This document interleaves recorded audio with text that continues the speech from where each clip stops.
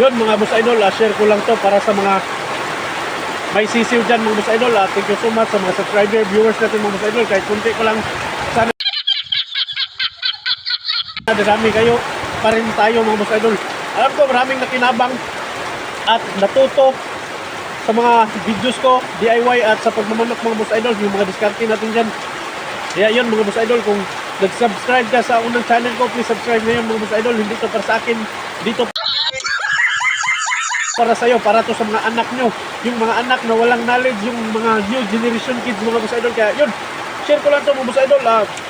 For this video, for this content mga boss idol, maulan, yung mga may sisil dyan, huwag yung patamaan ng hangin o ulan, mabasa, iwasan yung mga boss idol para healthy pa din yung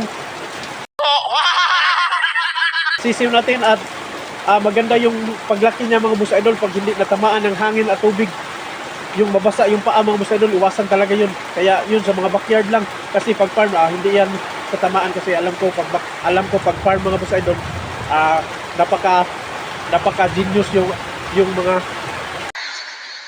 idea nila mga boss idol. Kaya yun sa mga backyard dyan, shout out sa mga backyard kagaya ko, huwag yung patamaan ng hangin, lalo na maulan ngayon mga boss idol. Huwag yung patamaan, iwasan yung mabasa yung paa at bigyan nyo ng electrolytes.